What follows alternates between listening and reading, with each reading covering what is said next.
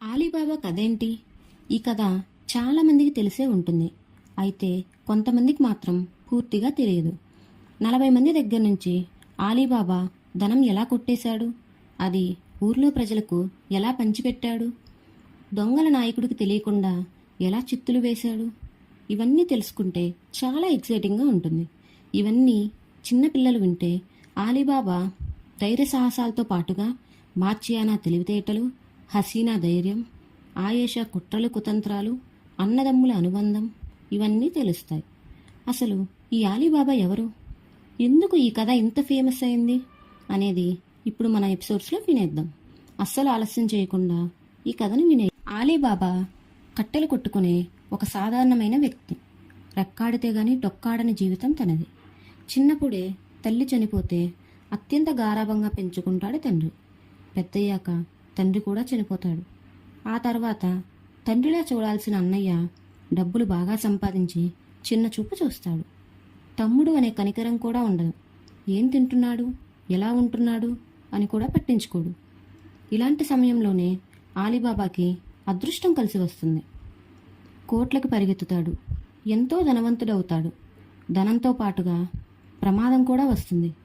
దాన్ని ఎలా ఎదిరించాడు, ఎలాంటి సాహసాలు చేశాడు అనేది ఖచ్చితంగా తెలుసుకోవాల్సిన స్టోరీ. ఆలీబాబా అనగానే అందరి కుల్జా సిమ్సిమ్ అంటూ కొండద్వారం తెరిచిన కథ గుర్తుకు వస్తుంది. చిన్నప్పుడు ఎన్నో సినిమాల్లో, ఎన్నో సీరియల్స్లో కూడా వీటిని చూసే ఉంటారు చాలామంది. కానీ ఈ ఆడియో స్టోరీ మాత్రం చాలా ప్రత్యేకమైనది. ఆలీబాబా స్టోరీలో అసలు ఏం జరిగింది, ఆలీబాబా ఎలా దొంగల్ని ఎదిరించాడు అనేది డీటెయిల్గా చెప్పబడింది. అంతేకాదు ఆలీబాబా అన్నయ్య తమ్ముడు పట్ల ఎలా ఉండేవాడు, ఎలాంటి ఎత్తుకు పై ఎత్తులు వేశాడు అనేది కూడా వివరంగా చెప్పబడింది. బాబా 40 దొంగలు అనే కథ అరేబియన్ నైట్స్ నుంచి పుట్టిన కథ. క్రూరమైన సుల్తాన్ ఆలోచనలన్నీ మార్చిన ఒక అమ్మాయి చెప్పిన 1000 కథల్లో ఇది కూడా ఒకటి. అసలు ఈ కథకి ఎందుకు ఇంత ప్రాచుర్యం కలిగింది, సుల్తాన్ చేసిన క్రూరమైన పని ఏంటి, రాత్రికి రాత్రి ఒక అమ్మాయి సుల్తాన్ ఆలోచనలు ఎలా మార్చింది, ఇది తెలుసుకోవాలంటే ఈ ఆడియో స్టోరీలో ఎపిసోడ్స్ని వినాల్సిందే. ఆలీబాబా 40 దొంగలు అసలు నిజంగా ఉన్నారా, లేదంటే ఇదంతా కల్పితమేనా, పర్షియాలో ఒకప్పుడు ఏం జరిగింది అనేది చాలా ఆసక్తికరం. ఒక మహారాణి చేసిన తప్పు సుల్తాన్ క్రూరమైన చర్యలకి ప్రేరేపించింది. అప్పుడు పుట్టిన కథల్లో ఒకటి ఈ ఆలీబాబా 40 దొంగల కథ. అసలు ఆ మహారాణి ఏం చేసింది, విలాసవంతమైన జీవితం అనుభవించాల్సిన సుల్తాన్ క్రూరంగా ఎందుకు మారాడు, అప్పుడు ఆయన సేనాధిపతి చేసిన పని ఏంటి, ఇవన్నీ తెలుసుకోవాలంటే కంప్లీట్ స్టోరీ వినాల్సిందే. Let's begin the story. 100 మంది కన్యల తల నరికిన సుల్తాన్. అది పర్షియా దేశం. ఆ రాజ్యంలో సుల్తాన్ ఏది చెప్తే అదే శాసనం. సుల్తాన్కి ప్రజలు అంటే చాలా గౌరవం. అలాగే ప్రజలు కూడా సుల్తాన్ చేసే మంచి పనులను ఎంతో మెచ్చుకునేవారు. అలాంటి రాజ్యంలో వారు ఉన్నందుకు ఎంతో గర్వపడేవారు. అలాంటి సుల్తాన్ 100 మంది కన్యల తలల్ని ఎందుకు నరికాడు? మంచివాడు, విధేయుడు అయిన సుల్తాన్ ఎందుకలా మారిపోయాడు తెలియాలంటే ఈ ఎపిసోడ్ వినాల్సిందే. పర్షియా రాజ్యంలో సులేమాన్ అనే సుల్తాన్ ఎంతో మంచివాడు. శత్రువులు కూడా ఆయన్ని చూసి వణికిపోయేంత వీరుడు కూడా. అలాంటి సుల్తాన్ దగ్గర హసన్ అనే సైన్యాధిపతి ఉండేవాడు. సుల్తాన్ మాటంటే అతనికి వేదవాక్కు. ఒకరోజు సుల్తాన్ వేటకు వెళ్లి అక్కడ సొమ్మసిల్లిపోతాడు. అప్పుడు ఒక పేదింటి అమ్మాయి అయిన మెహరున్నీసా వచ్చి అతనికి సపర్యలు చేస్తుంది. ఆమె సేవలకి, ఆమె అందానికి సుల్తాన్ ఫిదా అయిపోయి ఆమెను పెళ్లి చేసుకుని నగరానికి తీసుకుని వస్తాడు. అప్పట్నుంచి సుల్తాన్ ఆమె ప్రేమ మత్తులో మునిగిపోయి రాజ్యాన్ని పట్టించుకోడు. సైన్యాధిపతి అయిన హసన్ అన్ని కార్యాలు చూసుకుంటూ ఉంటాడు. ఇలా చాలా కాలం గడిచిపోతుంది. సులేమాన్ సుల్తాన్ మాత్రం మెహరున్నీసా మోజులో పడి అంతఃపురానికే పరిమితమైపోతాడు. నిత్యం మత్తులో మునిగి తేలుతూ ఆమె ప్రేమ కిక్కులో ఉండిపోతాడు. ఎన్నిసార్లు వచ్చి హసన్ చెప్పినా కూడా ఉపయోగం లేకుండా పోతుంది. ఒకరోజు శత్రువులు పొంచి ఉన్నారని, రాజ్యాన్ని ఏ క్షణమైనా ఆక్రమించబోతున్నారని తెలిసి అంతఃపురం నుంచి బయటికి వస్తాడు సుల్తాన్. ఆ రావడమే శత్రువులని పొలిమేర నుంచి తరిమి కొడతాడు. రాజ్యపాలనలో మునిగిపోతాడు. మెహరున్నీసాని అస్సలు పట్టించుకోడు. దీంతో ఆమె సుల్తాన్ విరహాన్ని తట్టుకోలేకపోతుంది. ఆమె మందిరంలోని సేవకుడికి ఆకర్షితురాలైపోతుంది. ఆ సేవకుడు ఆమె సరసాల్లో మునిగిపోతారు. ఇది తెలిసి సుల్తాన్ కుమిలి కుమిలి ఏడుస్తాడు. బేగంకి మరణదండన విధిస్తాడు. ఆమె క్షమించమని కాళ్ళు పట్టుకున్నా సరే కనికరించడు. హసన్ కూడా సుల్తాన్కి నచ్చజెప్పడానికి ప్రయత్నిస్తాడు. అయినా కూడా సుల్తాన్ ఆమె తలను నరికి వచ్చి నాకు చూపించమని ఆజ్ఞ వేస్తాడు. దీంతో సేవకులు మహారాణి బేగంని తీసుకుని ఊరి చివర ఆమె తలని నరికివేస్తారు. ఆ తలని తీసుకొచ్చి సుల్తాన్కి చూపిస్తారు. అప్పటికి సుల్తాన్ మనస్సు ముక్కలైపోతుంది. పిచ్చివాడైపోతాడు. మెహరున్నీసా కోసం కలవరిస్తూ ఉంటాడు. స్త్రీలంటే ద్వేషం పుట్టుకు వస్తుంది. ప్రతి అమ్మాయి కూడా ఇలాంటిదే అన్న భావన కలుగుతుంది. దీంతో సైన్యాధిపతి హసన్ని పిలిచి ప్రతిరోజు ఒక కన్యను తీసుకుని రమ్మని చెప్తాడు. ఆ కన్యను వివాహం చేసుకుని ఆ రాత్రి ఆమెను అనుభవించి మరుసటి రోజు ఆమె తలను నరికేయమని ఆజ్ఞాపిస్తాడు. దీంతో ప్రజల్లో ఒక్కసారిగా సుల్తాన్ విలన్గా మారిపోతాడు. ప్రజలందరూ కూడా వారి ఇంట్లో అమ్మాయిల్ని సుల్తాన్ కంటపడకుండా, హసన్ కంటపడకుండా వేరే ఊరికి పంపించేస్తూ ఉంటారు. మార్గం మధ్యలో సైనికులు అడ్డగించి వారిని తిరిగి ఇళ్లకి పంపిస్తారు. ప్రజలందరూ కూడా చేసేదేం లేక ఈరోజు మా కూతురు బాగుంటే చాలని ప్రార్థనలు చేస్తూ ఉంటారు. ఇలా 100 రోజులు గడుస్తాయి. 100 మంది కన్యల తలల్ని నరికించేస్తాడు సులేమాన్. సైన్యాధిపతి హసన్ మాత్రం చనిపోయిన కన్యలను పేద ఇంటి నుంచి తీసుకుని వస్తూ ఉంటాడు. అందుకోసం వారికి ధనం ఇస్తూ ఉంటాడు. కాని హసన్ ప్రజల్లో మాత్రం చెడ్డ పేరునే తెచ్చుకుంటాడు. సుల్తాన్ ఆజ్ఞనే పాటిస్తున్నానని, తాను నిమిత్రమాత్రుడే అని చెప్పినా కూడా ప్రజలు పట్టించుకోరు. ప్రతిరోజు ప్రజలతో తిట్లు తింటూనే కన్యలను సుల్తాన్ మందిరానికి తీసుకుని వస్తూ ఉంటాడు. ఒకరోజు సైన్యాధిపతి ఎంత వెతికినా కూడా ఒక్క కన్య కూడా కనిపించదు. సుల్తాన్ అంతరంగిక మందిరం నుంచి ఉద్యానవనానికి వస్తాడు. అక్కడ ఒక అందమైన అమ్మాయి కనిపిస్తుంది. ఆమె పేరు ముంతాజ్.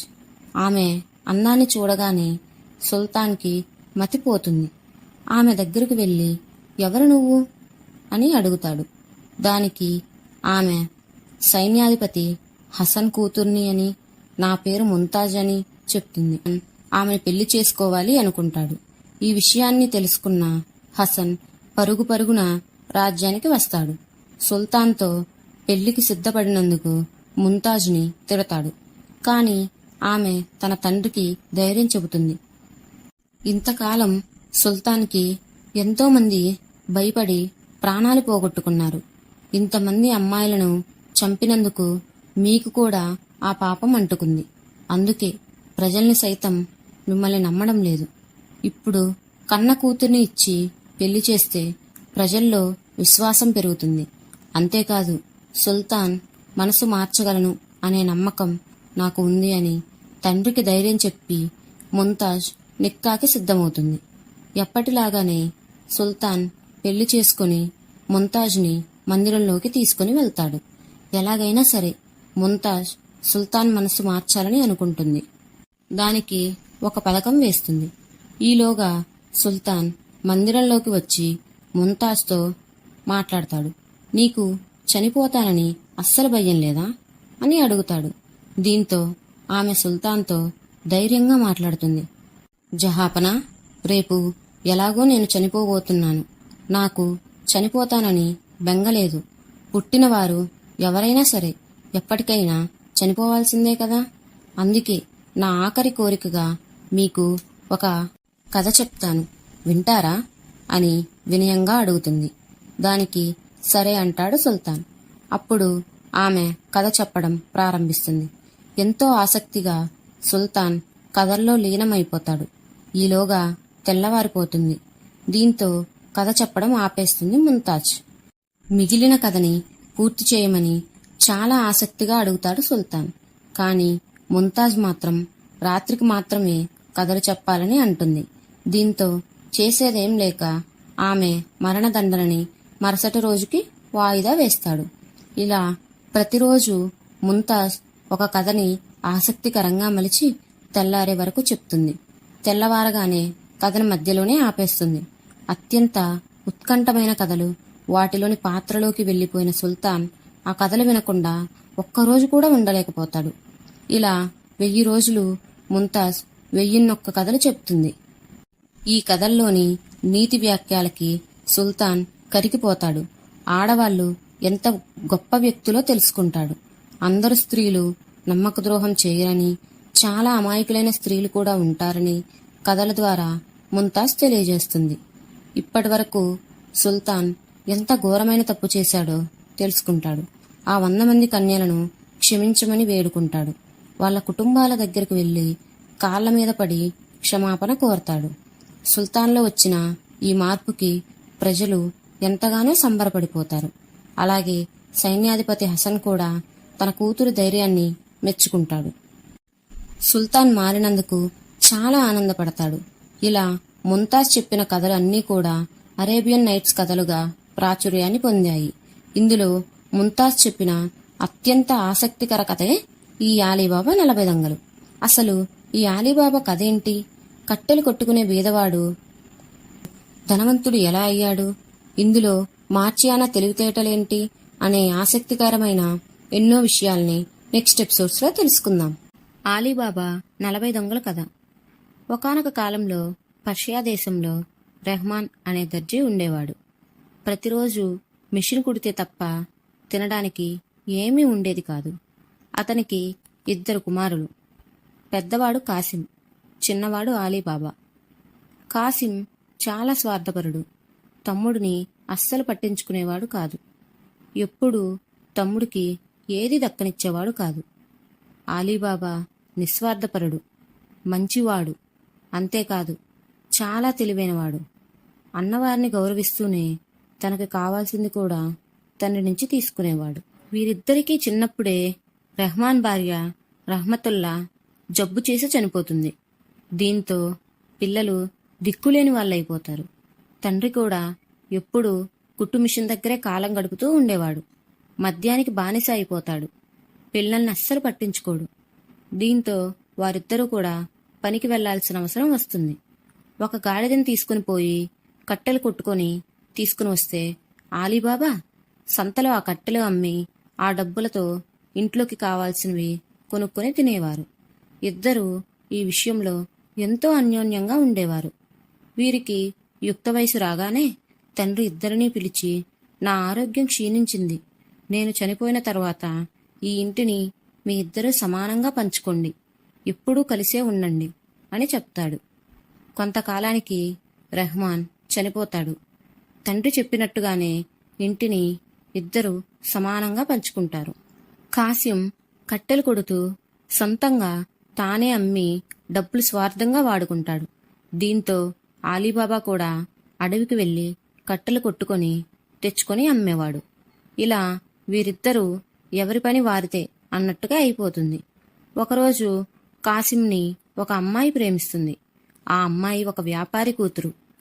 కాసిం కష్టపడి పనిచేసే తత్వం చూసిన ఆ వ్యాపారి తన ఒక్కగానొక్క కూతురైన అయేషా బేగంని ఇచ్చి పెళ్లి చేస్తాడు. కొంతకాలానికి ఆయన చనిపోతాడు. దీంతో కాసింకి ఆస్తి కలిసి వస్తుంది. దీంతో కట్టెలు కొట్టడం మానేసి వ్యాపారం చేస్తాడు. నగరంలో పేరు మోసిన వ్యాపారి అవుతాడు. తన భాగంలో పెద్ద భవంతి కట్టుకుంటాడు. చాలా సంపాదిస్తాడు. కాని అలీబాబాని ఏమాత్రం పట్టించుకోడు. తమ్ముడు కనీసం తిన్నాడా లేడా అని కూడా అడగడు. కాసింకి తగ్గట్టుగానే ఆయన భార్య ఆయేషా కూడా అలీబాబాని పట్టించుకోదు. పేరుకి వదినే అయినా కూడా ఎప్పుడూ ఇంట్లోకి రానివ్వదు. పట్టెడు అన్నం కూడా పెట్టదు. ఆమెకి చాలా పొగరు ఎక్కువ. చిన్నప్పటి నుంచి ధనవంతురాలవ్వడంతో పేదవాళ్లంటే చిన్న చూపు చూసేది. అలీబాబా ఇవేమీ పట్టించుకునేవాడు కాదు. అన్న బాగున్నాడు అనే ఆనందంతో తన పని తాను చేసుకుంటూ వెళ్ళిపోతాడు.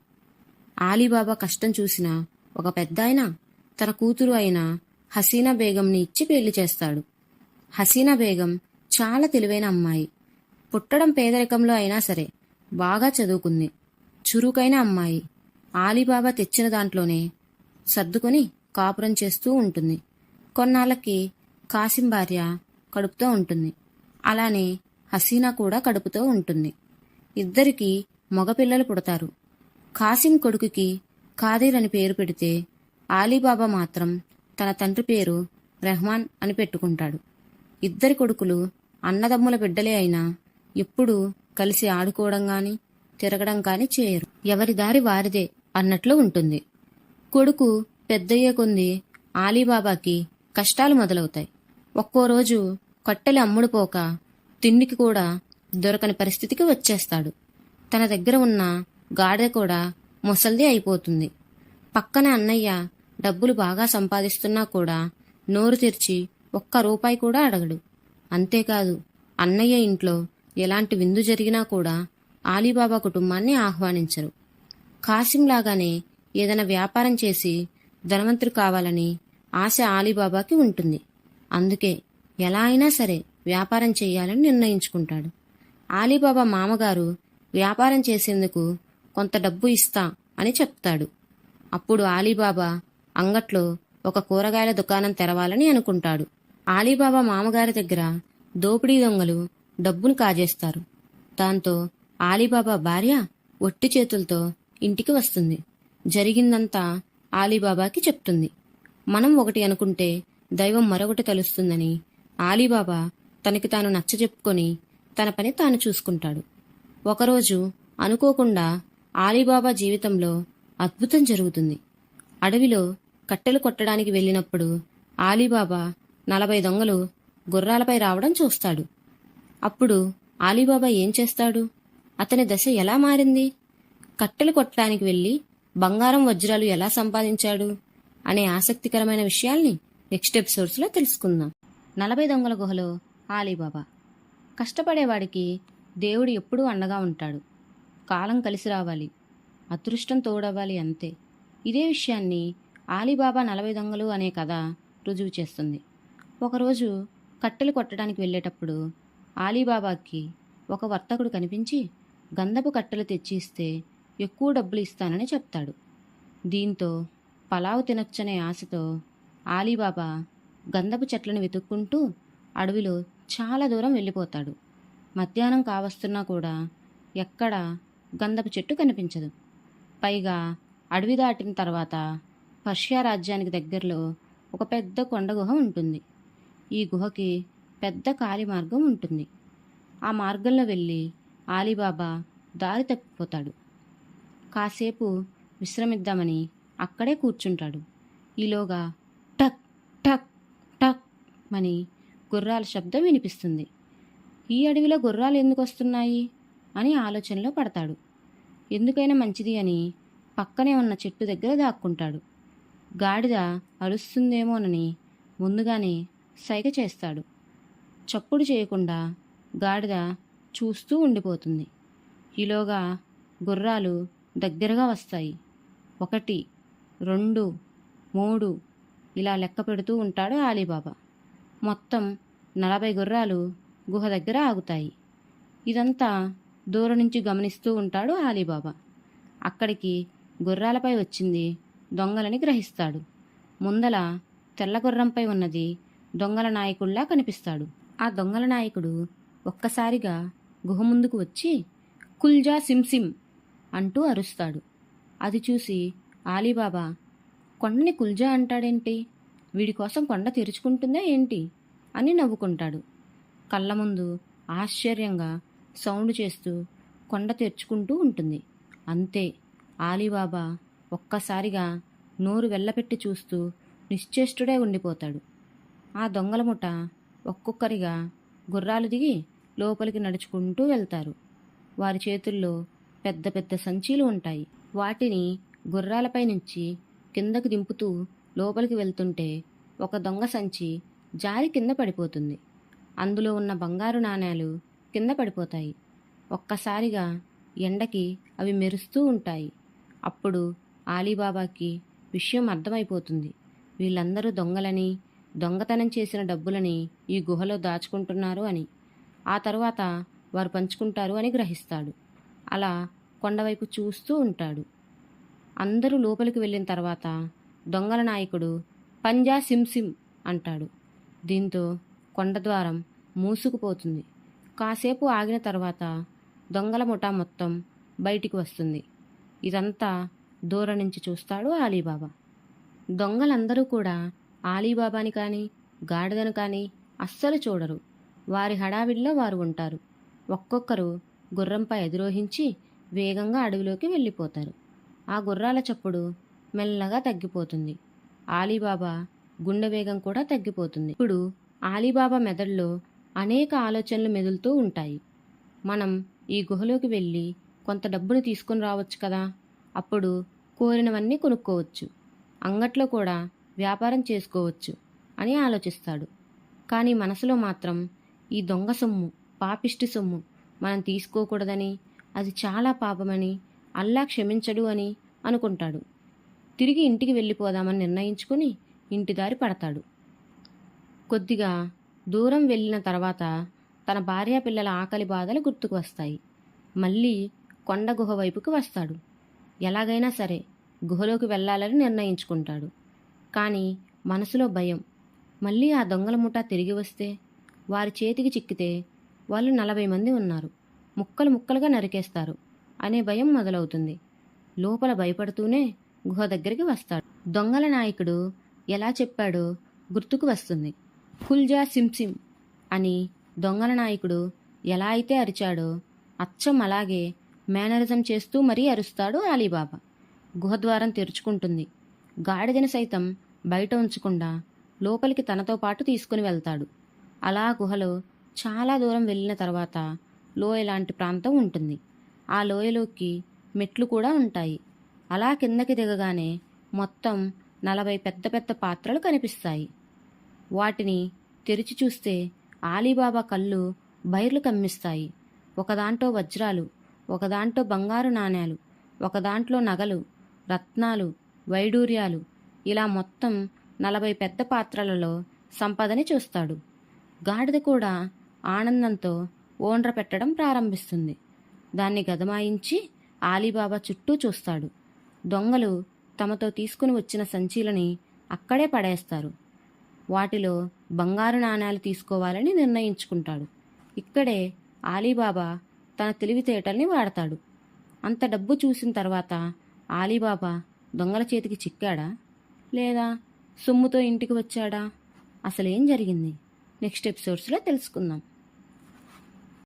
ఆలీబాబా తెలివి, హసీనా ఆరాటం. ఆలీబాబా 40 దొంగలు దాచిపెట్టిన సొమ్మును చూస్తూ అక్కడే ఆగిపోయాడు. ఈలోగా సూర్యాస్తమయం అయిపోతుంది. ఇది గ్రహించిన గాడిద ఓండ్రు పెడుతుంటే ఆలీబాబా ఈ లోకంలోకి వచ్చాడు. వెంటనే అప్పుడు దొంగలు తమతో తీసుకుని వచ్చిన సంచులలో కొన్ని వజ్రాలు, నగలు, బంగారు నాణేలు తీసుకున్నాడు. ఇక్కడే ఆలీబాబా 40 పాత్రలను గమనించాడు. నిండుగా ఉన్న పాత్రలలో అస్సలు చేయి పెట్టలేదు. ఎందుకంటే దొంగలు తిరిగి వచ్చి పాత్రలను చూస్తే అనుమానం వస్తుంది. కావాలంటే గుహకి దారి తెలిసింది కాబట్టి అవసరమైనప్పుడు, సొమ్ము అయిపోయినప్పుడు ఎప్పుడైనా రావచ్చు అని మనసులో అనుకుంటాడు. అందుకే కొంత ఖాళీగా ఉన్న పాత్రల్లో మాత్రమే చేయి పెట్టి నగలు తీశాడు. ఇలా బంగారు నాణేలు, వజ్రాలు, ఆభరణాలు ఇలా ఎన్నో సంచుల్లో కుక్కాడు. సంచులను దారాలతో కట్టాడు. గాడిదపై పెట్టాడు. గాడిద కూడా చాలా సంతోషంగా మోస్తూ ఇద్దరూ గుహ నుండి బయటికి వచ్చారు. మరోసారి ఆలీబాబా పంజా సిమ్ అంటూ గుహను మూసివేసి ఇంటి దారి పట్టాడు. అప్పటికే చాలా సమయం అయిపోతుంది. ఇంకా ఆలీబాబా ఇంటికి రాలేదు. కట్టెల కొట్టె దగ్గర ఏమైంది అని హసీనా ఆరాటపడుతూ ఉంది.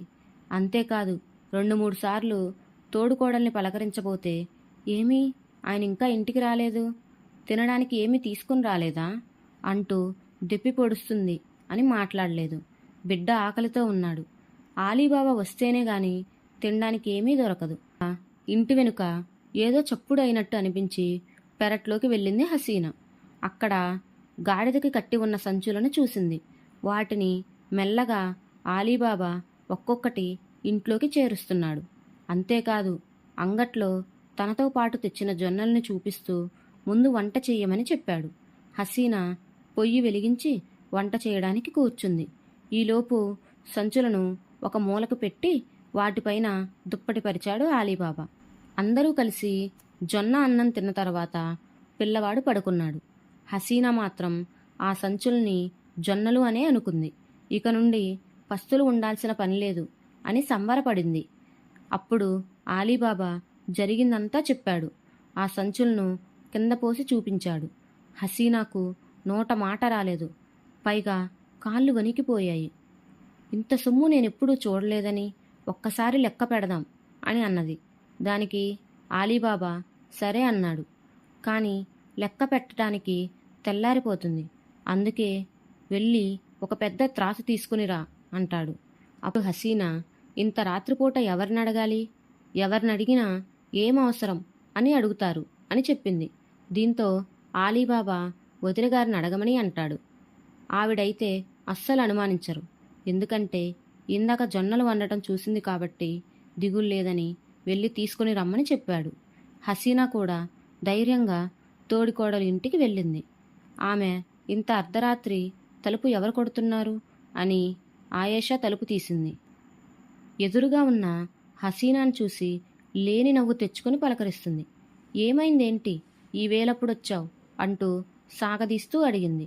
దీనికి హసీనా, మీ మరిది జొన్నలు తీసుకుని వచ్చాడు, రేపు అంగట్లో వాటిని లెక్క చేసి ఇవ్వాలంట.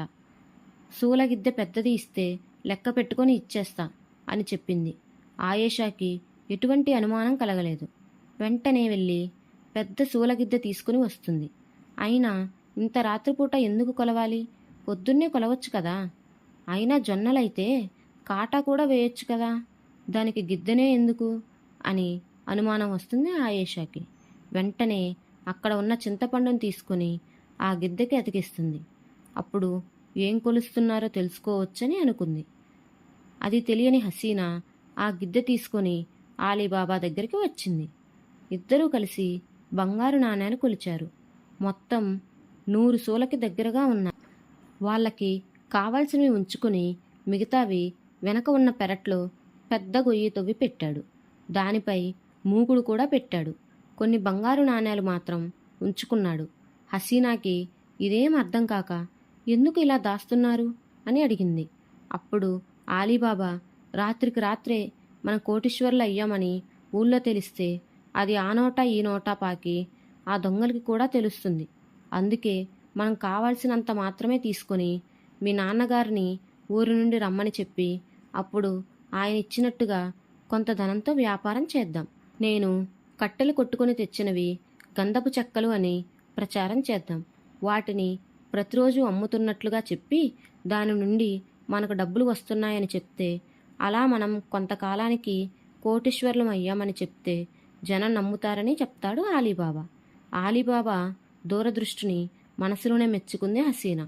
అలాగే ఆడవారి నోట్లో ఏమీ దాగదు కదా, అందుకే ఆలీబాబా తన భార్యని హెచ్చరించాడు. ఎట్టి పరిస్థితుల్లోనూ ఈ విషయాన్ని ఎవరికీ చెప్పొద్దు అని మాట తీసుకున్నాడు. ఇక అన్ని మాటలు పూర్తయ్యాక హసీనా సూలగిద్దెను ఇచ్చేందుకు తోడికోడలి ఇంటికి వెళ్ళింది. సూలగిద్దలో బంగారం చూసిన ఆయేషా ఏం చేసింది? ఆలీబాబా గుట్టు అందరికీ తెలిసిపోయిందా? ఆసక్తికరమైన ఈ టాపిక్ని నెక్స్ట్ ఎపిసోడ్లో తెలుసుకుందాం. ఆలీబాబా 40 దొంగల్లో గమ్మత్తేంటంటే, చాలామంది ఆలీబాబా వాళ్ళ అన్నయ్య కాసిం దొంగల చేతికి చిక్కి చనిపోయాడని అనుకుంటారు. కానీ ఆలీబాబా తన సాహసంతో తన అన్నయ్యని కాపాడుకున్నాడు అని కొంతమంది అంటారు. కానీ నిజం ఏంటి? బాబా భార్య హసీనా బంగారం మొత్తం లెక్క పెట్టిన తర్వాత ఆయేషాకి సూలగిద్దని తిరిగి ఇచ్చేందుకు వెళ్ళింది. తనకి ఏమీ తెలియనట్టుగా అమాయకంగా ఆ గిద్దెని తీసుకుంది. ఎన్ని సూలాలు జొన్నలు తెచ్చాడు అనేసరికి హసీనా 100 అని చెప్పేసింది. హసీనా వెళ్ళిపోయిన తరువాత ఆయేషా దాని లోపల చేయి పెట్టి చూసింది. ఆశ్చర్యపోయింది. చింతపండుకి అంటుకున్న ఒక బంగారు నాణెం తలతలా మెరుస్తూ ఉంది. ఒక్కసారిగా గుండెలు గుబేలన్నాయి. ఎందుకంటే 100 గిద్దెలు నాణేలు అంటే మాటలా? వాటితో పాటుగా ఇంకేం తెచ్చాడో అని హడావిడిగా భర్త కాసింను నిద్రలేపి జరిగిన విషయం చెప్పింది. కాసిం ఆలీబాబా ఎక్కడైనా దొంగతనం చేశాడా, లేదంటే ఏదైనా నిధి రహస్యం తెలిసిందా అని అనుమానం వచ్చింది. తెల్లవారిన తరువాత మెల్లగా అడగొచ్చని నిద్రపోయాడు. తెల్లవారగానే తమ్ముడు ఇంటికి వచ్చాడు కాసిం. అది చూసి ఇద్దరూ ఆశ్చర్యపోయారు. ఇన్నేళ్లలో ఎప్పుడూ అన్నయ్య ఇంటికి రాలేదు, ఇదేంటి? అంతేకాదు, ఇంట్లోకి రాగానే మంచి బిర్యానీ వాసన దట్టంగా కొడుతుంది. అన్నయ్య రాగానే ఆలీబాబా సాదరంగా ఆహ్వానం పలికాడు. కాసిం ఇంట్లోకి వస్తూనే ఏంటి విశేషం అని అడిగాడు. దానికి ఆలీబాబా, ఏం లేదన్నయ్య, ఈరోజు పలావ్ తినాలనిపించింది, అందుకే వండమని హసీనాకి చెప్పాను అన్నాడు. ఇక కాసిం ఉండబట్టలేక, అదేం కాదులే, ఎక్కడో బంగారు నాణేలు కొట్టుకుని వచ్చావు, అందుకే విందు చేసుకుంటున్నావు అని అన్నాడు. దీనికి ఆలీబాబా ఆశ్చర్యపోయాడు. అదేం లేదని బుకాయించాలని చూశాడు. కాని జేబులోంచి బంగారు నాణాన్ని చూపించి ఆలీబాబాని నిలదీశాడు కాసిం. నిజం చెప్పు, మనింట్లో దొంగతనం అలవాట్లేదు, ఎక్కడిది ఇంత సొమ్ము చెప్పు అని అన్నాడు. దీంతో విషయం ఊరంతా తెలిసిపోతుందేమో అని అనుకున్న ఆలీబాబా విషయం మొత్తం చెప్పాడు. అంతేకాదు, ఈ విషయం ఎవరికీ చెప్పొద్దు అని మాట తీసుకున్నాడు. కాని వదినకి తెలుస్తుంది కాబట్టి మరెవ్వరికీ చెప్పను అన్నాడు. దీంతో కాసిం గుహ తెరుచుకునే మంత్రం నేర్చుకున్నాడు. ఈ గుహలోకి ఎలా వెళ్లాలో కూడా తెలుసుకున్నాడు. ఆ రోజు మొత్తం కాసింకి నిద్ర పట్టలేదు. ఎలాగైనా సరే గుహలోకి వెళ్ళాలి అని అనుకున్నాడు. తమ్ముడు కంటే కూడా ఎక్కువ సొమ్ము తీసుకుని రావాలి అని దురాశ కలిగింది. దీంతో తన భార్య ఆయేషాకి చెప్పి తెల్లవారుజామునే గుర్రం ఎక్కి అడవికి వెళ్ళాడు. తమ్ముడు చెప్పిన గుర్తులతో చాలాసేపు ప్రయాణం చేసిన తరువాత గుహ ఆచూకీ కనిపెట్టాడు. కాని గుహ అదేనో కాదో తెలీదు. కుల్జా సిమ్ అంటూ అరిచాడు. గుహ డోర్ తెరుచుకున్నట్లుగా తెరుచుకుంది. కాసిం ఆనందంతో గంతులు వేశాడు. తనతో పాటు తెచ్చుకున్న గుర్రాన్ని గుహ లోపలికి తీసుకెళ్లి కట్టేస్తాడు. సంచులను చేత్తో పట్టుకొని ఆరాటంతో నిధి దగ్గరికి వెళ్ళాడు. అక్కడ నిండుగా ఉన్న దాని దగ్గర ఆలీబాబా తీసుకోలేదు అని చెప్పిన మాట గుర్తొచ్చింది. కొంత పాత్రలో తీసుకున్న బంగారం సంచులలో నింపుకొని మోయలేక గుర్రం దగ్గరికి తెచ్చుకున్నాడు. ఆనందంలో మంత్రాన్ని మర్చిపోయాడు. కుల్జా బుల్బుల్ అంటున్నాడు. కాని కొండద్వారం తెరుచుకోవడం లేదు. మళ్ళీ అదే చెప్తున్నాడు. గుహ మాత్రం తెరుచుకోవడం లేదు. దీంతో మంత్రం మర్చిపోయాను అని ఏడుస్తూ కుప్పకూలిపోయాడు. ఈలోగా గుర్రాల చప్పుడు వినిపించింది. అంతే, ఇక గుండెల్లో రైళ్లు పరిగెత్తాయి. దొరికిపోయానా అని అనుకున్నాడు. ఒక మూలగా దాక్కున్నాడు. గుర్రాన్ని కూడా తనతో పాటు తీసుకుని వెళ్ళాడు. 40 దొంగలు ఒక్కసారిగా గుహవైపు రాసాగారు. బయట నుండి కుల్జా సిమ్ అని గట్టిగా అరవసాగారు. అప్పుడు మంత్రం గుర్తుకొచ్చింది. కాని లాభం లేదు.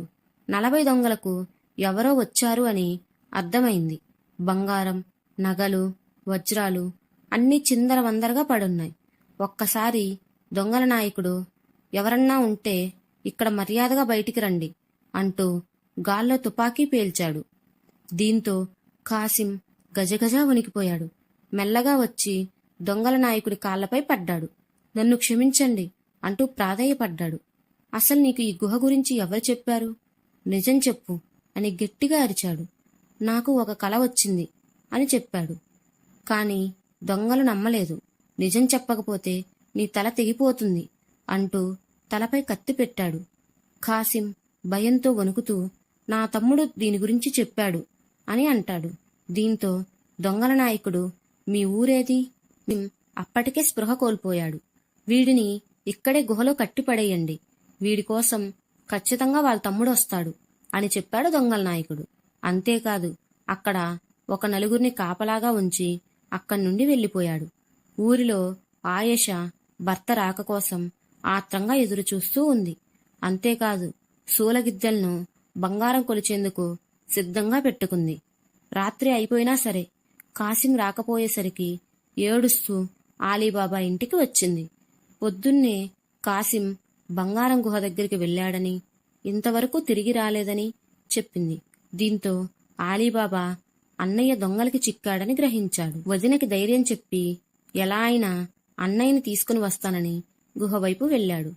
చుట్టూ చీకటిగా ఉంది. అసలేమీ కనిపించడం లేదు. చేతిలో దివిటీలు ఉన్నా సరే అన్న మాత్రం కనిపించలేదు. మెల్లగా కాసేపు అక్కడే విశ్రమించాడు ఆలీబాబా. పొద్దునే సూర్యోదయం అవగానే కొంచెం ముందరికి వెళ్ళాడు. అచ్చం దొంగల నాయకుడు అరిచినట్లుగానే కుల్జా సింసిం అంటూ అరిచాడు. దీంతో లోపల ఉన్నవాళ్లు తమ నాయకుడు వచ్చాడని అనుకున్నారు. ఆలీబాబా ముఖానికి ముసుగు వేసుకున్నాడు. లోపలికి వస్తూనే ఆ దొంగలని నాయకుడిలా వీడిని మనం కోటకు తీసుకుని వెళ్ళాలి, నాతో పాటు రండి అని ఆర్డర్ వేశాడు. దీంతో దొంగలు కాసింని కూడా గుర్రం ఎక్కించుకొని గుహ నుండి బయటికి వచ్చారు. నాయకుడిలాగా ఉన్న ఆలీబాబా గుర్రం దారి చూపుతుంది. వెనకాల దొంగలు అనుసరిస్తున్నారు. మార్గం మధ్యలో చీలిపోయింది. వెనక నుంచి వచ్చే వాళ్లలో కాసింకి మాత్రమే కనిపించేలా ఆలీబాబా ముసుగు తీసి సైగ చేస్తాడు. అన్నయ్యకి అర్థమైంది. వెంటనే గుర్రాన్ని దౌడ తీయించాడు. గుర్రం వేగం అందుకొని ముందుకు వెళ్ళింది. నలుగురు దొంగలు ఒక్కసారిగా బిత్తరపోయారు. దూరంగా ఉన్న ఆలీబాబా, మీరు అక్కడే ఉండండి, వాడిని నేను వెంబడించి వాడి వివరాలు కనుక్కొని వస్తాను అని చెప్పాడు. అది కూడా వాళ్ళు నమ్మేస్తారు. గుహకి కొంత దూరంలో ఆగిపోయారు.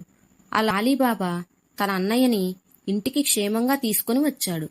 కాని అన్నయ్యని బాగా దెబ్బలు కొట్టారు. అంతేకాదు అన్నయ్య ముఖాన్ని సైతం చూసేశారు. దానికోసం ఒక నల్లని మచ్చని అన్నయ్య ముఖంపై వచ్చేలా చేద్దాం అని అనుకుంటాడు.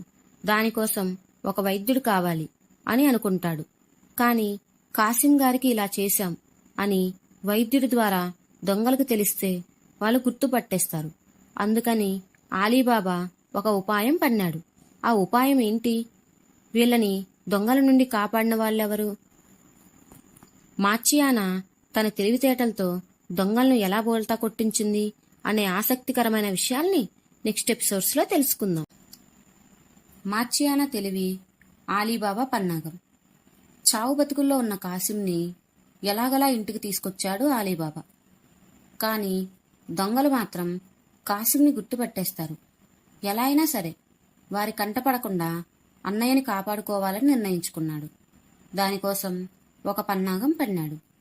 మార్చియానా కాసిం ఇంట్లో నమ్మకంగా ఉండే సేవకురాలు.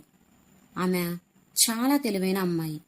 అప్పుడప్పుడు ఆలీబాబాకి సైతం సలహాలు ఇస్తూ ఉండేది. ఆమెకి జరిగిందంతా చెప్పి కళ్ళకు గంతలు కట్టి తీసుకుని రమ్మని చెప్పాడు ఆలీబాబా. ఎవరి ఇంటికి వెళ్తున్నాం అనే విషయం కూడా అతనికి తెలియకూడదని హెచ్చరించాడు. వైద్యుడు వచ్చేలోగా ఇంట్లో దీపాలన్నీ ఆర్పేసి కాసింకి ముసుగు వేసి వైద్యం చేయించాలని ఆలీబాబా పన్నాగం. మార్చియానా ఆలీబాబా చెప్పినట్టుగానే ధనం ఆశ చూపించి వైద్యుడి కళ్ళకి గంతలు కట్టి తీసుకుని వచ్చింది. వైద్యుడు మందు ఇచ్చాడు. మెల్లగా కాసింకి మెలకువ వస్తుంది. అంతేకాదు అదే వైద్యుడితో కాసిం ముఖం గుర్తుపట్టకుండా ఉండేలా సగానికి ఒక నల్లని మచ్చలులా పెట్టించాడు ఆలీబాబా. చీకట్లో ఎవరికి వైద్యం చేస్తున్నామో కూడా గుర్తుపట్టలేకపోతాడు ఆ వైద్యుడు. తతంగం మొత్తం పూర్తయిపోయిన తర్వాత వైద్యుణ్ణి ఎలా అయితే తెచ్చిందో అలాగే ఇంటి దగ్గర విడిచిపెట్టింది మార్చియానా. మార్చియానా కూడా బూర్కా వేసుకుని గొంతు మార్చి వైద్యుడితో మాట్లాడింది. దీంతో వైద్యుడు వచ్చింది అమ్మాయి అని గుర్తించలేకపోయాడు. ఒకరోజు దొంగల ముఠా నాయకుడు కొంతమందిని ఊరూరా కాసింని పట్టుకుని రమ్మని చెప్పి పంపించాడు. తలా ఒక దిక్కుకు పోయి దొంగల్లో ఒక దొంగ కాసిం ఉండే నగరానికి వచ్చాడు. అన్ని చోట్ల విచారించి చివరగా వైద్యుడి దగ్గరికి వచ్చాడు. బాగా ఎండగా ఉండడంతో వైద్యుడి ఇంటికి వచ్చి కాస్త దాహంగా ఉంది, కొన్ని మంచినీళ్లుంటే ఇవ్వండి అని అడిగాడు. అంతేకాదు తాను మక్కాకి వెళ్తున్నానని, మార్గం మధ్యలో సేద తీరడానికి ఊరొచ్చానని అబద్ధం చెప్పాడు. మక్కా అనగానే వైద్యుడికి హుషారొచ్చింది. తాను కూడా ఎప్పటి నుండో మక్కా సందర్శించాలి అని అనుకుంటున్నాడు. అందుకే ఆ దొంగకి ఇంట్లో నుండి 2 బంగారు నాణేలు తీసుకుని వచ్చి ఇస్తాడు. తన పేరు చెప్పి ఆ ఖుదాకి కానుకగా ఇమ్మన్నాడు. అంతేకాదు మరి 2 నాణేలు ఇస్తూ ఇవి మీ దారి ఖర్చులకు ఉపయోగించుకోండి అన్నాడు. ఈ బంగారు నాణేలు చూస్తూనే ఆ దొంగకి అనుమానం వచ్చింది. ఇల్లు చూస్తే చాలా బీదవాడిలాగా ఉన్నాడు, కాని బంగారు నాణేలు ఎక్కడివి అనే సందేహం కలిగింది. అయ్యా, మీరు చూస్తే బీదవారిలాగా ఉన్నారు, కాని ఇన్ని బంగారు నాణేలు ఎక్కడి నుంచి వచ్చాయో తెలుసుకోవచ్చా అని వినయంగా అడిగాడు. ఆ అల్లా వల్ల ఒక పెద్ద ఇంట్లో వైద్యం చేస్తే వాళ్ళు ఇచ్చారని చెప్పాడు. అంతేకాదు వైద్యుడు కళ్ళకి గంతలు కట్టుకుని వెళ్లిన విషయాన్ని కూడా చెప్పాడు. దాంతో ఆ దొంగ ఈ ఊర్లోనే కాసిం ఉన్నాడని నిర్ణయించుకున్నాడు. అయ్యా, మీరు మరోలా భావించకపోతే మీరు నాకు ఆ ఇల్లు చూపిస్తారా అని అడిగాడు. నేను ఆ ఇంటికి వెళ్లడానికి మార్గాన్ని అడుగుల రూపంలో లెక్క కట్టానని, మళ్లీ కళ్ళకు గంతలు కడితే రాత్రిపూట మీకు ఆ ఇల్లు చూపించగలనని చెప్పాడు. కాని ఆ ఇల్లు మీకెందుకు అని అడిగాడు. దానికి ఆ దొంగ తడబడుతూ, ఏమీ లేదు, మక్కాకి వెళ్లేందుకు మరింత ధన సహాయం అడుగుదామని. అన్నదానం చేయించేదానికి సొమ్ము ఇస్తారేమో అడుగుతాను అని అన్నాడు. దానికి వైద్యుడు నిజమే అని నమ్మాడు. చీకటి పడింది. వైద్యుడి కళ్ళకి గంతలు కట్టాడు దొంగ. వైద్యుడు ఎంతో తెలివిగా ఆ ఇంటిని చూపించాడు. ఇదేనని చాలా నమ్మకంగా చెప్పాడు. కాని దొంగ నమ్మలేదు. ఒకవేళ తన నాయకుడిని తీసుకుని వచ్చిన తర్వాత ఇక్కడ లేకపోతే కష్టం అని అనుకున్నాడు. ఇంటి లోపలికి వెళ్లాలని అనుకున్నాడు. ఈలోగా కాసిం భార్య ఆయేషా, మార్చియానా ఇంటి గుమ్మం దగ్గర వచ్చి నిలబడ్డారు. వారిద్దరి మాటల్లో మాటగా కాసిం గురించి మాట్లాడుకున్నారు. పక్కనే ఉన్న దొంగ ఈ మాటలు విన్నాడు. ఇదే కాసిం ఇల్లని ఎంతో ఆనందపడిపోయాడు. తెల్లారి దొంగల ముఠా నాయకుడికి చూపించాలని చెప్పి ఈ ఇంటి గుమ్మానికి ఒక విచిత్రమైన గుర్తుని పెట్టాడు. ఈలోగా తెల్లవారింది. మార్చియానా పొద్దున్నే నిద్రలేచి వాకిలి శుభ్రం చేయడానికి బయటికి వచ్చింది. గుమ్మం దగ్గర ఉన్న విచిత్రమైన గుర్తుని చూసింది. శుద్ధముక్కతో ఎవరో కావాలనే ఈ గుర్తు పెట్టారని గ్రహించింది. చుట్టూరా చూసింది. అప్పటికి ఎవరూ ఇంకా నిద్రలేవలేదు. ఈ గుర్తు వేరే వారి ఇంటి దగ్గర ఉందేమోనని కొన్ని ఇల్లు తిరిగి చూసింది. ఎవరి గుమ్మం దగ్గర లేదు. తనకి అనుమానం వచ్చింది. దొంగలు వచ్చి కాసిం ఇల్లు పసిగట్టారని గ్రహించింది. వెంటనే ఇంట్లోకి వెళ్లి కొన్ని శుద్ధ ముక్కలు తెచ్చింది. అన్ని ఇళ్లకి పోయి అచ్చం అలానే ఉన్న గుర్తుని పెట్టింది. ఏమీ ఎరగనట్లుగా వచ్చి తన పని తాను చేసుకుంది. ఇక ఆ రోజు రాత్రి దొంగ మాటలు విని మరికొంతమంది దొంగలతో దొంగల నాయకుడు అక్కడికి వచ్చాడు. ఈ దొంగ శుద్ధముక్కతో పెట్టిన గుర్తు అన్ని ఇళ్లకి ఉండటంతో ఏ ఇల్లు అనేది గుర్తుపట్టలేకపోయాడు. కాసిం ఈ ఊర్లోనే ఉన్నాడని దొంగల ముఠా నాయకుడితో ఆ దొంగ ఎంతో నమ్మకంగా చెప్పినా కూడా నాయకుడు వినిపించుకోలేదు. ఆ దొంగని నానా తిట్లు తిట్టాడు. ఇక పదండి, ఇక్కడే మనం ఎక్కువసేపు ఉంటే ఊర్లో వారికి అనుమానం వస్తుందని గుహవైపు వెళ్లిపోయాడు. మొత్తానికి మార్చియానా తెలివి వల్ల ఆలీబాబా కుటుంబానికి, కాసిం కుటుంబానికి పెద్ద ప్రమాదం తప్పింది. కాని ఆ దొంగ మాత్రం కసితో రగిలిపోయాడు. నాయకుడికి తాను కాసిం ఇంటిని గుర్తుపట్టేలాగా మరోసారి ప్రయత్నిస్తాను అని చెప్పి ఆ రాత్రి వైద్యుడి దగ్గరికి వెళ్లాడు. వైద్యుడికి ఇల్లు మర్చిపోయానని, ఆయన నాకు 1000 బంగారు నాణేలు ఇస్తానని చెప్పాడని, వాటిలో కొద్దిగా నీకిస్తానని ఆశ చూపించాడు. దాంతో వైద్యుడు రెండోసారి కూడా అదే పద్ధతిలో కాసిం ఇంటిని చూపించాడు. ఈసారి ఒక కుండలో వస్తున్నప్పుడు సున్నం నీరు తీసుకుని కిందకి కన్నం పెట్టి ఒక మార్గంలా చేస్తూ ఇంటిని గుర్తుపట్టాడు వైద్యుడు. ఇక కాసింని ఎవరూ కాపాడలేరనుకుని విషయాన్ని దొంగల నాయకుడికి చెప్పాడు. దీంతో దొంగల నాయకుడు ఈరోజు రాత్రికి పోయి వాణ్ణి ఖతం చేద్దామని, మనం పోగొట్టుకున్న సొమ్ముతో పాటుగా వారి సొమ్ము కూడా దోచుకుని వద్దామని ఇక మరుసటి రోజు తెల్లవారకు ముందే మేల్కుంది మార్చియానా. రాత్రంతా దొంగల గురించే ఆలోచిస్తూ అస్సలు నిద్రపోలేదు. బయటికి వచ్చి తలుపు వంక చూస్తుంది. గుమ్మం పైన గుర్తును చూసింది. చిన్నగా నవ్వుకుంది. వాకిలి శుభ్రం చేసేందుకు చీపిరి పట్టుకుని వచ్చింది. నేల మీద ఉన్న సున్నపు గీతను చూస్తుంది. అది వైద్యుడి ఇంటి దగ్గర నుంచి వచ్చిందని గ్రహించింది. ఈ వైద్యుడు కాసిం గారి ఇల్లు చూపిస్తున్నాడు అని అర్థమైంది. విషయాన్ని వెంటనే ఆలీబాబాకి చెప్పాలని నిర్ణయించుకుంది. ఆలీబాబా ఇంటికి వెళ్లి ఆలీబాబాని, హసీనాని నిద్రలేపింది. వారితో పాటు తన కొడుకు కూడా నిద్రలేచాడు. మొత్తం నలుగురూ కలిసి సున్నపు నీరుని కుండలో పోసి ప్రతి ఇంటికి ఒక మార్గాన్ని చేశారు. మార్గమధ్యలో మెలికలు తిప్పుతూ ఏ గీత ఎటుపోతుందో కూడా తెలియకుండా తికమక కలిగేలా చేశారు. మార్చియానా కాసిం ఇంటికి ఏకంగా 4 గీతలు గీస్తుంది. అలాగే ప్రతి ఇంటికి 4-5 గీతలు వెళ్లేలా చేసింది. వైద్యుడి ఇంటి నుంచి మొత్తం ఇలా చేసుకుంటూ వచ్చింది. ఏమీ ఎరగనట్లుగా అందరూ వెళ్లి నిద్రలోకి జారుకున్నారు. తెల్లవారింది. ఆ రోజు కూడా దొంగల ముఠా నాయకుడు అక్కడికి వచ్చాడు. ఆశ్చర్యపోయాడు. గీతలన్నీ తికమకగా ఉన్నాయి. అయితే ఎవరికో తమ గురించి తెలిసిపోయిందని అనుకున్నాడు. కొన్ని రోజులు గడిచిన తర్వాత మళ్లీ ఇదే ఊరికి వచ్చి కాసింని కనిపెట్టాలని నిర్ణయించుకుని వెళ్లిపోయాడు. రెండోసారి కూడా మార్చియానా తన తెలివితేటలతో దొంగలని ఏమార్చి ఆలీబాబా కుటుంబాన్ని కాపాడింది. కొంతకాలం గడిచిన తర్వాత ఆలీబాబా సంపన్నుడు అయ్యాడు. తన దగ్గర ఉన్న ధనంతో వ్యాపారం ప్రారంభించాడు. టోపీలు, దుస్తులు అమ్మడం ప్రారంభించాడు. అంతేకాదు, అంగట్లో కావలసిన ఎన్నో వస్తువులు తీసుకొచ్చి ఆలీబాబా తన కొడుకు రెహమాన్తో కలిసి వ్యాపారాన్ని వృద్ధి చేస్తాడు. దొంగల గుహ నుంచి తెచ్చిన డబ్బు కంటే కూడా 10 ఎక్కువ సంపాదిస్తాడు. అంతేకాదు, అన్నగారిని కేవలం ఇంట్లోనే ఉంచి జబ్బు చేసిందని, కలరా వచ్చిందని, అందుకే ఇంట్లోనే ఉంటున్నాడని ఊరంతా నమ్మిస్తారు. వదిన కూడా సేవలు చేస్తుందని, అందుకే మార్చియానాని తోడుగా ఉంచామని ఊరిలో అందరికీ చెప్తాడు. మెల్లమెల్లగా ఖాసిం కూడా దెబ్బల నుంచి కోలుకుంటూ ఉంటాడు. ఆలీబాబా తన పాత ఇంటి స్థానంలో ఒక విలాసవంతమైన భవంతిని నిర్మిస్తాడు. ఖరీదైన దుస్తులు, భార్యకి నగలు, రుచికరమైన ఆహారం, ఇంటి నిండా సేవకులు, ఇలా రాజభోగాలతో ఉంటాడు. అంతేకాదు, మేలుజాతి గుర్రాలతో కూడిన 4 బట్టీలు సైతం సమకూర్చుకుంటారు.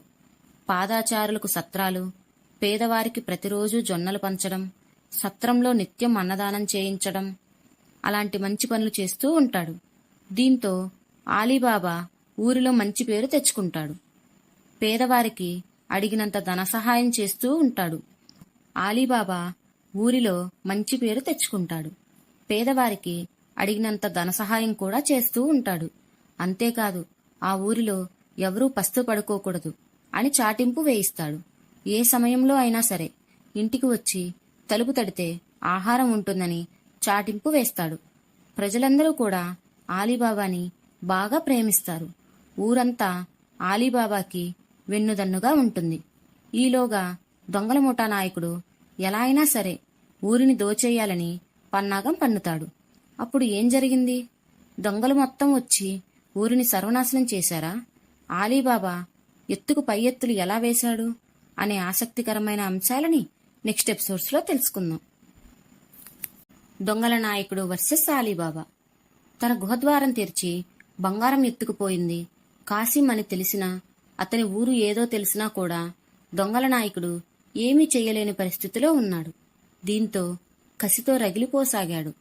ఎలాగైనా సరే ఈ కాసింని, వాడి తమ్ముణ్ణి పట్టుకుని తల నరికేయాలని నిర్ణయించుకున్నాడు. ఇక లాభం లేదనుకుని తానే స్వయంగా రంగంలోకి దిగాడు. ఒకరోజు ఊరికి వచ్చి చుట్టుపక్కలంతా గమనించాడు. ఊరి చివరి నుంచి అడవిలోకి ఒక దారి ఉంది. ఆ దారిలో నుంచి వస్తే సులువుగా ఊరిలోకి ప్రవేశించి రాత్రికి రాత్రి అందరినీ బెదిరించి చంపి సొమ్మంతా ఎత్తుకుపోవచ్చని నిర్ణయించుకున్నాడు. ఊర్లోకి రాగానే ఆలీబాబా కట్టించిన సత్రంలోనే విడిది చేస్తాడు. అతడితో పాటు కొంతమంది దొంగలు కూడా మారువేషాల్లో అక్కడికి వచ్చారు. సత్రంలో అందరికీ భోజనాలు పెడుతున్న సమయంలో మార్చియానాకి అనుమానం కలిగింది. ఇంటి నుంచి భోజనం గిన్నెలకి గిన్నెలు ఖాళీ అవ్వడాన్ని గమనించి సత్రంలో విడిది చేసింది ఎవరు అని అక్కడికి వచ్చి చూస్తుంది. అప్పుడే దొంగల ముఠా నాయకుడు అందరినీ ఒక దగ్గరికి రమ్మని చేయాల్సిన కార్యాన్ని చెప్తున్నాడు. అడవిలో నుంచి అందరూ పడుకున్న తర్వాత రాత్రికి రాత్రే అందరూ ఒకేసారి వచ్చి ఊరిని దోచుకుందామని దొంగల నాయకుడు చెప్తున్నాడు. మార్చియానాకి కంగారు వేసింది. ఈ విషయాన్ని ఎలా అయినా సరే ఆలీబాబాకి చెప్పాలని పరుగు పరుగున ఇంటికి వచ్చింది. దొంగల ముఠా నాయకుడు ఊర్లోనే ఉన్నాడని, అతనే రాత్రి ఊరి మీద పడి దోచుకునేందుకు ఎత్తులు వేస్తున్నాడని చెప్పింది. దీంతో ఆలీబాబా వెంటనే నగరంలో ఉన్న యువకులతో ఒక సమావేశం ఏర్పాటు చేశాడు. ఆలీబాబా వారందరికీ దివిటీలు ఇచ్చాడు. అంతేకాదు, ఈ రోజు రాత్రి అడవిలో నుంచి కొంతమంది దొంగలు ఊరిని దోచుకునేందుకు వస్తున్నారని సమాచారం తెలిసిందని, అందుకే అందరూ మేల్కొని ఉండాలని, దానికోసం ఇంట్లో ఉన్న పశువుల కొమ్ములకు సైతం దివిటీలు కాగడాలు పెట్టాలని అందరికీ నూనెను పంపిణీ చేశాడు. రాత్రంతా ప్రతి ఇంటి ముందు ఒక కాగడా ఉండాలని చెప్పాడు. అంతేకాదు, అడవి మార్గంలో వారు రాకుండా సరిహద్దుల్లో యువకులు దివిటీలతో ఉండాలని, ఇంటి నుంచి పశువులని సైతం తెచ్చి బారుగా నిలబడితే దొంగలు ఊరిలోకి రావడానికి సాహసం చేయలేరని చెప్తాడు. దీంతో అందరూ సరే అని చీకటి పడే వరకు ఆగుతారు. ఈలోగా దొంగల ముఠా నాయకుడు అడవిలో నుంచి వచ్చి ఊరంతా వెలుగులు నింపిపోవడాన్ని చూసి భయపడతాడు. అందరూ నిద్రపోకుండా కాపలా కాస్తున్నారని, ఇంతమంది ఊరిలో జనాలతో మనం పోరాడలేమని గ్రహించి వెనకడుగు వేసి వెళ్ళిపోతాడు. ఆలీబాబా యువకులందరికీ మరుసటి రోజు కృతజ్ఞతలు తెలిపి వారికి కావలసిన విందులు ఏర్పాటు చేస్తాడు. ఆలీబాబా ఇలా ప్రజల అండతో అదే ఊరిలో దర్జాగా బ్రతుకుతూ ఉంటాడు. ఒకవైపు అన్నయ్య కాసిం ఆరోగ్యం మెల్లగా కుదుటపడుతూ ఉంటుంది. అన్నయ్య కొడుకు కాదిర్ అలాగే తన కొడుకు రెహమాన్ ఇద్దరికీ పెళ్లి చేయాలని నిర్ణయించుకున్నాడు. రెహమాన్కి మార్చియానాని ఇచ్చి వివాహం చేయాలని నిర్ణయించాడు. దీంతో మార్చియానా చాలా సంబరపడిపోతుంది. అలాగే కాదిర్కి హసీనా బంధువుల అమ్మాయిని మాట్లాడి ఇద్దరికి ఘనంగా పెళ్లి జరిపించాలని అనుకుంటాడు. ఆ విషయం నగరంలో చాటింపు వేయిస్తాడు. 5 రోజుల పాటు ఎవరు వచ్చినా సరే విందు వినోదం ఉంటుంది అని చెప్తాడు. నగరంలో ఎవరూ కూడా పొయ్యి వెలిగించకూడదని, ఆలీబాబా ఇంట్లోనే పలా ఉంటుందని చెప్తాడు. దీంతో నగరం అంతా కూడా కోలాహలంగా ఈద్ పండగ వాతావరణం నెలకొంటుంది. ఎక్కడ పడితే అక్కడ గుడారాలు వేసి కావలసిన పదార్థాలని వండుతూ ఉంటారు. అప్పుడే దొంగల ముఠా నాయకుడు ఊర్లోకి ప్రవేశిస్తాడు. జరిగిందంతా తెలుసుకుంటాడు. ఊర్లో అందరూ తింటుంది తాను దొంగలించిన సొమ్మేనని భ్రమపడతాడు. ఆలీబాబానే కాసిం తమ్ముడు అయ్యుంటాడని, లేదంటే ఇంత సొమ్ము దారాదత్తంగా ఖర్చు పెడతాడా అని మనసులో అనుకొని ఎలా అయినా సరే ఆలీబాబాతో స్నేహం చెయ్యాలి అనుకుంటాడు. ఆ తర్వాత ఏం జరిగింది? దొంగల నాయకుడు ఆలీబాబాతో చేతులు కలిపాడా?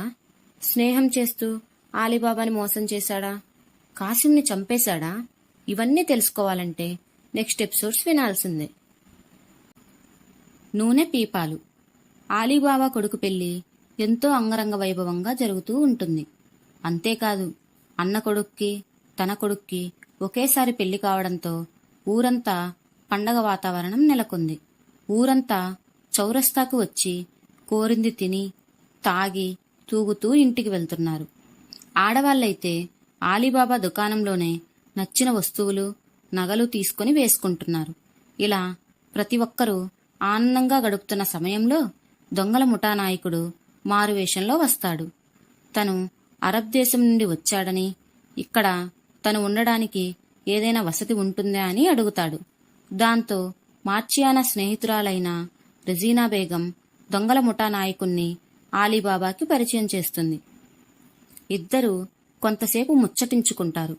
తాను ఒక నూనె వ్యాపారినని, సముద్ర మార్గం ద్వారా నూనెను వేరే దేశానికి చేరవేస్తున్నానని, ఇలా మధ్యలో మీ ఊరు సందడిగా ఉండటంతో ఏంటో చూసి కొంతసేపు సేదతీరుదామని వచ్చానని, తన దగ్గర ఉన్న 40 నూనె పీపాలను ఈరోజు జాగ్రత్తగా కాపాడేందుకు ఏదైనా చోటు కల్పించమని అడుగుతాడు.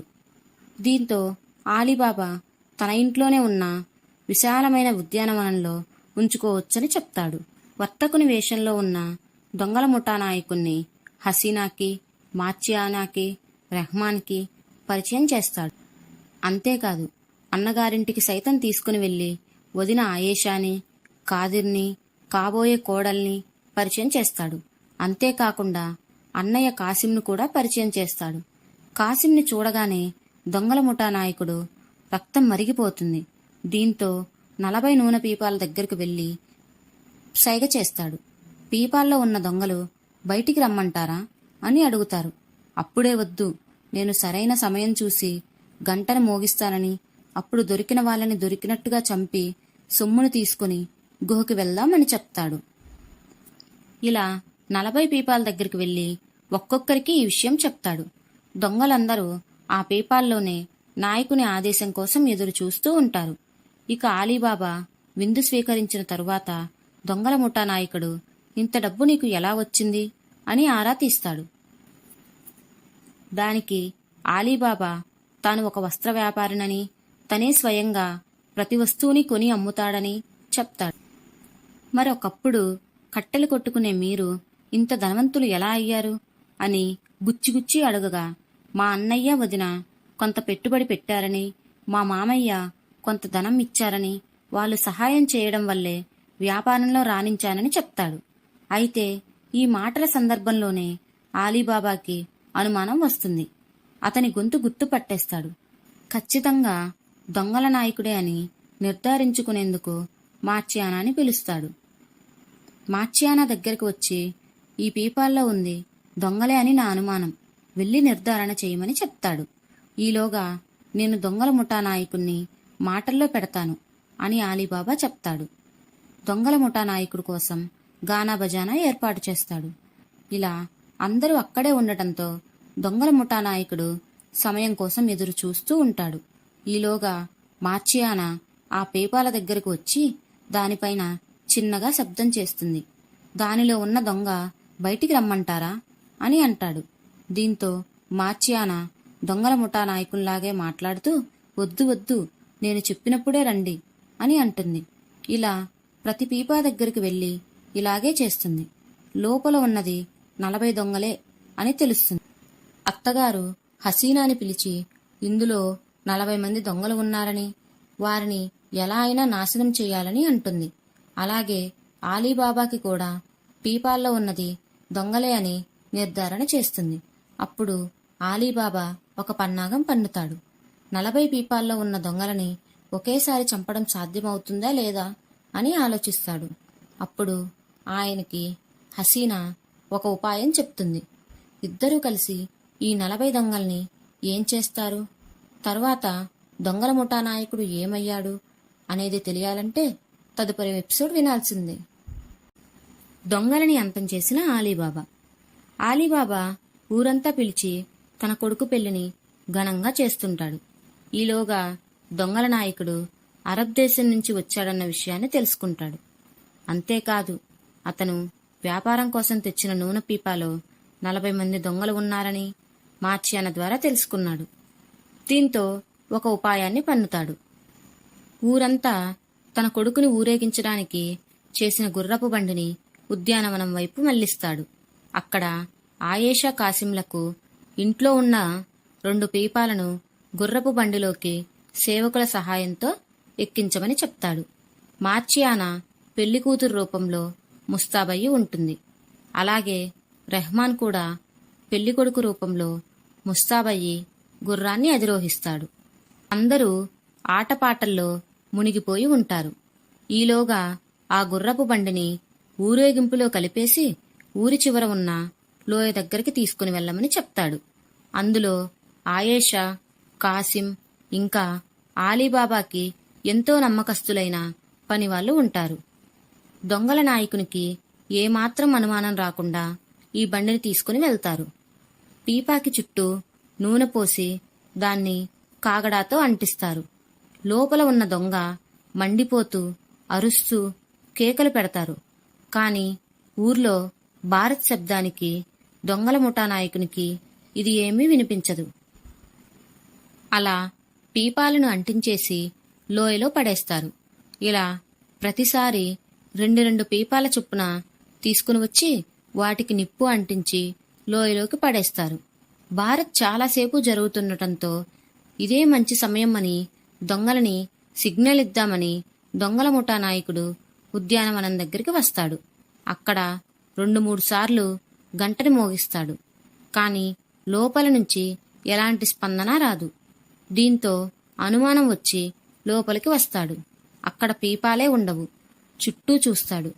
కనుచూపు మేరలో ఎక్కడా పీపాలు ఉండవు. నాయకుడికి కోపం వస్తుంది. ఆలీబాబా తల నరికేయాలని అనుకున్నాడు. కాని తనతో పాటు ఉన్న సైన్యం ఇప్పుడు లేదు, ఇప్పుడు తిరగబడితే తన ప్రాణాలు పోతాయి అని అక్కడి నుండి మెల్లగా జారుకుంటాడు. ఇలా చాలా కాలం గడిచిపోతుంది. దొంగల ముఠా నాయకుడు మరికొంతమంది సైన్యాన్ని ఏర్పరచుకుంటాడు. కాని ఈలోగానే ఆలీబాబా గుహలోని ధనం మొత్తం బయటికి తెస్తాడు. పేదలకు పంచేస్తాడు. ఎన్నో దాన ధర్మాలు సైతం చేస్తూ చుట్టుపక్కల ఊర్లలో ఎదురులేని నాయకునిగా ఎదుగుతాడు. మరోవైపు ఆలీబాబాపై ఆఖరిసారిగా దాడి చేయాలి అని నిర్ణయించుకుంటాడు. వేషం మార్చుకుని వచ్చి ఆలీబాబా కొడుకు రెహమాన్తో స్నేహం చేసి అతడి నమ్మకాన్ని సంపాదిస్తాడు. అంతేకాదు, ఆలీబాబా కొడుకు రెహమాన్కి ఒక పెద్ద విందు ఏర్పాటు చేసి, ఇలాంటి విందు నువ్వు ఎప్పుడిస్తావు అని అడుగుతాడు. దాంతో రెహమాన్ త్వరలోనే ఇస్తానని, తనతో పాటు తన స్నేహితుల్ని కూడా తీసుకుని రమ్మని చెప్తాడు. అనుకున్నట్టుగానే రెహమాన్ దొంగల ముఠా నాయకుడికి, అతని స్నేహితులకి పెద్ద విందు ఏర్పాటు చేస్తాడు. అయితే మార్చియానా మాత్రం మారువేషంలో ఉన్న దొంగల ముఠా నాయకుడిని గుర్తుపట్టేస్తుంది.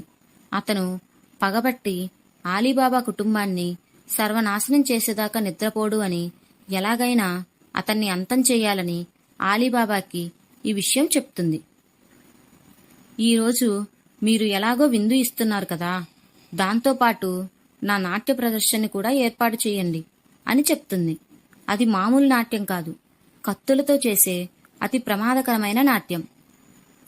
ఆలీబాబా తన కొడుకు రెహమాన్ మారువేషంలో ఉన్న నాయకునికి ఇదంతా చెప్తారు. దీంతో ఆ దొంగల ముఠా నాయకుడు, ఇలాంటి కత్తులతో చేసే నాట్యం నేనెప్పుడూ చూడలేదని ఏర్పాటు చేయమని చెప్తాడు. మార్చియానా నాట్య ప్రదర్శన మొదలవుతుంది. కత్తులను తిప్పుతూ అందంగా ఆడుతుంది. ఆ కత్తులు చాలా ప్రమాదకరం. దొంగల ముఠా నాయకుణ్ణి చంపేందుకే ఆ నాట్య ప్రదర్శన ఏర్పాటు చేయమని చెప్పింది. సంగీతానికి అనుగుణంగా నాట్యం చేస్తుంది మార్చియానా. కత్తులను కంటికి కనిపించినంత వేగంగా తిప్పుతూ నాట్యం చేస్తుంది. ఆ కత్తి మెరుపులకి నాట్యం చూసిన వారందరూ కళ్ళు మూసుకొని ఉన్నారు. అంత గొప్పగా నాట్యం చేస్తూ ఉంది. నాట్యం చూస్తున్న దొంగల నాయకుడు సైతం తన్మయత్వంతో చూస్తూ ఉండిపోతాడు. అదును చూసి మార్చియానా కత్తిని సర్రున ఆ దొంగల నాయకుని వైపు విసురుతుంది. ఒకే ఒక వేటుకి దొంగల నాయకుడి తల ఎగిరిపడుతుంది. అప్పుడు వారి స్నేహితులు మెల్లగా జారుకుంటారు. వారిని సైతం కత్తులతో చంపేస్తుంది మార్చియానా. ఇదంతా చూసి రెహమాన్ ఆశ్చర్యపోతాడు. మార్చియానాని తన స్నేహితుల్ని చంపినందుకు తిడతాడు. ఇంతలో అక్కడికి వచ్చిన ఆలీబాబా, వచ్చింది నీ దోస్తు కాదని, వాడు ఒక దొంగల ముఠా నాయకుడని చెప్తాడు. దీంతో ఆ ఊరికే కాదు, అన్ని ఊర్లకి దొంగల ముఠా నాయకుడి పీడ విరగడైపోతుంది. ప్రజలందరూ కూడా దొంగల భయం లేకుండా ఆలీబాబా దయతో ఆనందంగా జీవిస్తారు. ఆలీబాబా కథలో నీతి: మనిషి జీవితం అనేది ఎన్నో మలుపులు తిరుగుతూ ఉంటుంది. ఈ రోజు ఉన్న పరిస్థితి ప్రతిరోజు ఉండదు. అలానే ఈ రోజు మనం బ్రతికి ఉన్నామని చెప్పి, సంపాదన ఉంది అని చెప్పి విర్రవేగకూడదు. సంపాదన లేని రోజున కృంగిపోకూడదు. సరిగ్గా ఇదే విషయాన్ని ఆలీబాబా 40 దొంగలు అనే కథ మనకి నేర్పిస్తుంది. చెలిమి చేయడం అనేది నీటిలా ఎంతో స్వచ్ఛమైనది. అలాగే అన్నదమ్ముల అనుబంధం అనేది ఎంతో పవిత్రమైనది. అన్నయ్య కాసిం సరిగ్గా చూడకపోయినా, తాను ఆస్తి సంపాదించి ఉన్నతమైన స్థితిలో ఉన్నా సరే, ఆలీబాబా అతని భార్య మాత్రం ఏమాత్రం సిగ్గుపడలేదు. అంతేకాదు, ఆత్మాభిమానంతో వారి సంపాదన వారు సంపాదించి తినేవారు. తిండి లేకపోతే పస్తులు పడుకునేవారు. ఇలాంటి కథలు పిల్లలకి చెప్పడం వల్ల వారిలో ఆత్మవిశ్వాసం పెరుగుతుంది. ఎలాగైనా సరే కసితో ప్రపంచాన్ని ఎదిరించాలి అనే ఆలోచనలు వస్తాయి. బాల్యంలో పడిన ప్రభావాలే పెద్దయ్యాక మార్గదర్శనం చేస్తాయి. బాల్యదశలో పిల్లలకి మనం ఈ కథలను చెప్పడం ద్వారా నాటిన మానవీయ విలువలు భవిష్యత్తులో వారిని మంచి మనుషులుగా తీర్చిదిద్దుతాయి. ఆలీబాబా తనకి అపకారం చేయాలనుకున్న వారికి కూడా ఉపకారం చేశాడు. తన అన్నయ్య, వదిన ఇద్దరినీ తల్లిదండ్రులుగా భావించాడు. చిన్నప్పుడే తండ్రి చనిపోయినా, తండ్రి ఆస్తిని సమానంగా ఇచ్చి చనిపోయినా, అన్నయ్య తనను మోసం చేస్తున్నాడని తెలిసినా కూడా ఎక్కడా కృంగిపోలేదు. బ్రతుకు పోరాటం అనేది సాగించాడు. అలాగే దొంగల ముఠా నాయకుడితో ఎంత ప్రమాదం ఉంటుందనేది ముందుగానే గ్రహించగలిగాడు. అంతేకాదు, దొంగల గుహలోకి వెళ్ళినప్పుడు అతని ధైర్య సాహసాలు, వారిని ఎదిరించేటప్పుడు అతని తెలివితేటలు, ఇవన్నీ కూడా పిల్లల్ని వివేకవంతుల్ని చేస్తాయి. కండపుష్టి ఆధారంగా బరువులు ఎత్తాలి, మానసిక ఎదుగుదల ఆధారంగా విషయాన్ని అందించాలి. అలా పిల్లలకి అందించే కథలు ఎన్నో ఉన్నాయి. 16 ఏళ్ల వరకు బాల్యకాలంలో ఒక్కో దశకు ఒక్కో రకమైన కథలు ఉంటాయి. ఈ కథలను అనుసరించే వారి శారీరక, మానసిక ఎదుగుదల ఉంటుంది. వాటి ఆధారంగానే పిల్లల్లో భావోద్వేగ స్థాయిలు ఏర్పడతాయి. వ్యక్తిత్వం రూపుదిద్దుకుంటుంది. ఆలీబాబా తెలివితేటలు, దొంగలని ఎదిరించే నైపుణ్యంతో పాటుగా మార్చియానా తెలివి, ఎత్తుకు పై ఎత్తు వేసే విధానం, వారిద్దరి మధ్య జరిగే సంభాషణలు అన్నీ కూడా ఆకట్టుకుంటాయి. అంతేకాదు, ఆలీబాబా సేవగుణం, డబ్బు దొరికితే స్వార్థం కోసం కాకుండా తోటి ప్రజల కోసం వాటిని ఉపయోగించడం, ఎవరి దగ్గర అయితే ధనాన్ని దొబ్బేస్తారో వారికే మళ్ళీ దాన్ని తిరిగి ఇచ్చే పద్ధతి, ఇవన్నీ కూడా పిల్లల్ని చైతన్యవంతులను చేస్తాయి. ఇలాంటి కథలను చెప్పేటప్పుడు ఆ పాత్రలను వారు ఊహించుకోవడం వల్ల పిల్లల్లో సృజనాత్మకత ఎక్కువగా కనిపిస్తుంది. పిల్లలకు పదాలు, వాక్యాలు చదవడం వస్తుంది. వీరికి మెదడుకు మేత పెట్టి ఆలోచింపజేసే కథలు ఎక్కువగా చెప్పాలి. అరేబియన్ నైట్స్లో కథలు చెప్పేటప్పుడు ముంతాజ్ ఎంత ధైర్యంగా సుల్తాన్ మనసు మార్చగలిగింది, చావుకు సైతం వెనకాడకుండా ఎలాంటి ఉపాయాన్ని ఆలోచించగలిగింది అనేది వారికి అర్థమవుతుంది. ముఖ్యంగా ప్రమాదాలు వచ్చినప్పుడు మానసికంగా ఎంత ధైర్యంగా ఉండాలో చెప్పే అద్భుతమైన కథ ఆలీబాబా 40 దొంగలు. ఇందులో ఎంతో ఉత్కంఠ ఉంటుంది. అలానే ప్రమాదాన్ని చూసి పారిపోకూడదని, దాన్ని సమర్థవంతంగా ఎదుర్కోవాలని గొప్ప నీతి దాగి ఉంటుంది. ముఖ్యంగా 40 దొంగలు ఊరిని దోచుకోవడానికి వచ్చినప్పుడు, అలాగే నూనె పీపాల్లో దాక్కుని ఒకేసారి యుద్ధం చేసేందుకు సిద్ధమైనప్పుడు ఆలీబాబా ఎలా ఎదుర్కొన్నాడు, మార్చియానా ఎలాంటి సహాయం చేసిందనేది ఎంతో ఆసక్తికరంగా ఉంటుంది. అందుకే ఆలీబాబా 40 దొంగలు కథ ఎంతో ప్రత్యేకమైనది అని చెప్పాలి. అరేబియన్ నైట్స్లో చెప్పిన ఆలీబాబా 40 దొంగల కథ లాంటి మరెన్నో కథలు ఆడియో బుక్గా కావాలంటే వెంటనే మన ఛానల్ని సబ్స్క్రైబ్ చేసుకోండి. అలాగే పక్కనే ఉన్న బెల్ ఐకాన్ని క్లిక్ చేయండి.